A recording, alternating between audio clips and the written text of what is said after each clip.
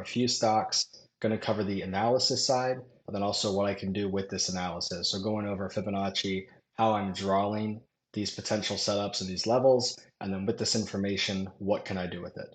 So we're going to start with Google. This one on the max time frame, which is just a full chart lengthwise, and then each candle represents a month. We see this high to high drawing, and that is because Google traded from zero to its high here of 2007, a 50% long, just a low to high setup, very basic traditional draw here with Fibonacci. This ended up completing. There were multiple setups here that traded Google higher the past 10, even almost 20 years now. But what we have run into this past year is just a high to high setup from the high that we used before back in 2007 to our most recent all-time high in 2022. And that gave us a 50% level of 85.12. And we can see that Google traded this area and it's had a great run so far from that level. So what can I do with this information? Now I'm going to go to the daily time frame and I want to see what setups are in play on the daily time frame. And if you didn't get long from 85, there may be some opportunities to get long still inside of this move because there's a pretty large target here in Google of 183. So very nice target there in this one. On the daily time frame, what we see is this 50% long that didn't trade that technically. Really what happened was we traded the 78.6 level, and this is a different setup that we'll talk about a different day, but it did complete a few different targets. And because it is aggressive, there could be another high to high draw like we saw on that max time frame. So again, using the high here of that setup, this high is going to be from February 7th of 2023. We can see this high to high, and it goes to the high of June 7th, 2023. This traded 118, 119, and then ended up rallying toward its target 134. The main setup I'm looking for here in Google is going to be a full 50% long. And that's going to be a 108, 109, 110. That area is what I'm paying attention to. If this pullback were to occur, this could be a nice area to get long for how I like to trade personally for Google. We'll see what ends up happening. Obviously, it is a good stock. There's been a lot of good data with it. So we could just see it continue to rally, not really pull back much. That tends to happen with tech stocks. But if we do get this pullback, this 50% long is what I'm looking for. And that is basically that. Not going to get too much into the hourly. This is more just long-term analysis here. So going into our next one, we can go ahead and look at ABBV. This one traded a full 50% long from zero to its high of 2018. And that 50% level is a 63. We can see this traded back in 2019, traded again in 2020, and it rallied to a target of 156. The next setup on the max time frame is going to be the next 50% long using that swing low to the new swing high. And so this is going to be 119, 120. That area is where ABBV has its next max time frame 50% long. We'll see if this comes into play. It got down to 130, then started to reverse. We'll see what happens. But I do like this area a lot. If it gets down there, I'd like to be a buyer. If that setup were to fail, then I would take the same setup that completed its target to the new high. This is the full 50% long. That's going to be 88, 89, 90. That area is the full 50% long. On the daily time frame, we have not traded, remember that next 50% long 120, we have not traded that. I'm mainly looking for that move. On the daily time frame, there are some potential short setups. We could see 153 trade as a short. That target does line up with the 120, so we could see the short trade and then put ABBV into its next 50% long on the max time frame. Otherwise, there's some micro setups in here. We can see there was this broken 50% long. Similar to Google, there could be that high to high setup that traded fairly well through its targets. But really with this one, what I'm paying attention to is this max next 50% long. And the main reason why I'm covering this one is because we were able to trade this back in 2019, 2020, and it gave a great run. We can see here from 63, 64, 65, it ends up running all the way to 156. It's a great move. And you can really be risking this range in here. This could be your risk for all of this as a potential target. And so this is a very nice setup that I would like to get for myself if it comes into play. Moving on to the next one, we're going to cover ANET. This one has had a couple different setups now go to its target that I've been able to trade. The first one, similar to ABBV, we had a full 50% long that traded at 41, 42, 43, that area. And we can see that rally to its target 102, then the second target 134. So great targets were hit there with the net. Now the next 50% long was valid, and I was able to take this trade back in 2022. 93, 94, 95 was that area, and we can see we rallied all the way up into its target of 174. The second target is not completed at 216.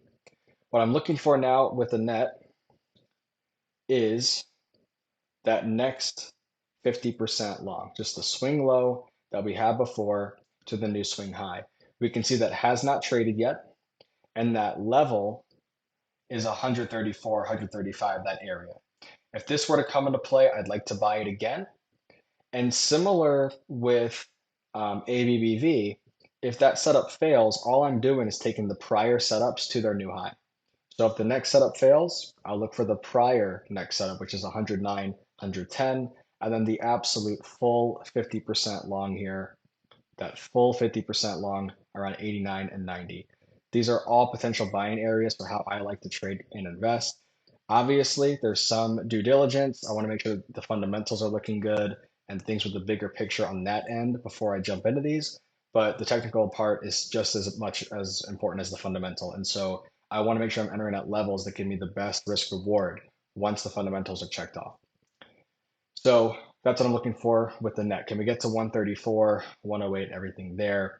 On the daily time frame, we've been a little bit more aggressive, and we traded this 50% long at 155. This may become retested. We'll see what happens. But if this setup fails, then we're probably going to trade 134, 135, that area. So keep an eye out for that. This yellow area or this yellow arrow is an alert. So if that gets triggered, I'll be aware of it. I think I already have orders put in for that 135, 136 spot. But that is that. And then we're also going to cover Tesla here because everybody wants to hear about Tesla. So this one basically broke its 50% long. It did not hold the full 50% long. It nearly traded at 78.6 level like we saw in Google with that one setup. But from those lows, we have traded a 50% long on the daily time frame at 159. This ended up completing its target at 245. There could be one of those high to high setups like we saw trade in Google and some other ones that gives us 258. What I'm looking for is the next 50% long. So what we saw with the net ABBV, the same setup here, just on a daily time frame instead of the max time frame. That gives us 225, 226. That whole area could be a potential area for longs because of the next 50% long. And if that were to fail, I would draw the same setup to its new high, and we could see 200, 201, 202 also get some buyers. That's the full 50% long there in Tesla. And what I do like as well is that sometimes I draw the opposing setup. So here we have an opposing short, and we started to pierce that 61.8. And so we could be breaking the shorts in this case, and that could lead to more longs. And it could likely lead to a larger target above being completed, which is 512. And then lastly, just to cover it, let's go over PANW. That's been a good one for me as well. This one just continues to rip. But I really want to cover this one just for the aspect of covering how I'm using Fibonacci, right? We've gone over some of these setups, what I'm looking for with these levels, but also how I'm drawing them, right? That's important too. And so we can see PANW is no different. We had a full 50% long, just zero to high. That traded around 50 during the pandemic. Now, this also traded before back in 2016. This traded and went to its target from about 40 to about 80. So basically doubled. And then if we take the same setup to its new high, that's what traded during the pandemic at 50. That completed multiple targets. At one point, we were trading this variation of high to high. You can see that traded here and a couple more times. But ultimately, we pulled nearly into this next 50% long in the sequence around 128, through 130. Our low was 132, so we missed it by about $5 or so, but still we can see how that area was support, and then we just rallied into a target of 254. So I recently sold some shares of PANW when that completed. But what I'm looking for is the next 50% long in the sequence. And that's going to be from our swing low here that we just pointed out of 2023 to our new high. That gives us 195, 196, really through 200 is that support. And so we'll see if that becomes traded. If it does, I'd likely buy some more PANW. And again, if those levels fail, I'm just taking the prior setups to the new high. 150 is the next, and then the full setup is going to be 136. Okay, so all those areas could get potential buyers. On the daily time frame, we can see how aggressive we ran from the start of the year. And so we'll see if we get this pullback to 196. And if we do, like I said, it could be an area where I look to buy. But that's just a general, idea there of what I'm looking for with a few of these stocks, how I analyze them, and then what I'm doing with these levels. We can see that I'm not just drawing these levels to see what happens. Most cases, I am looking to either buy off of these 50% levels, or I'm looking to sell once they complete their targets and everything there. When it comes to long-term investing, whether it's a retirement account or just for yourself, whatever it may be, I understand buying shares, loading up, and just writing them out. When it comes to active portfolio management, that's when I'm looking to basically exit if we break below 61.8s, these red levels. If we break those, I'm looking to cut my losses. And on the other side, if we complete the green targets, I'm looking to sell and get rid of shares. Most of the time, if we get that first target, which we can go over ANET because that was a good example, just to cover that side of things. When we complete a target, we'll go back to the setup from the pandemic. We can see that we traded from about 41, 42. I think I got long like 45 or 46. We ended up completing the target around 103. So I sell some there. And then I'm using the negative 61.8 as my second target. And I'm taking off most, if not all, of my shares at that point. And that was at 134 was that level there. That's when I exited pretty much most of the position of ANET. So, like I said, long term, I understand just holding, just not doing anything with it. Active portfolio management's a little bit different. I'm cutting losses when we breach those red levels, and I'm taking my profits when we hit these green levels. Okay.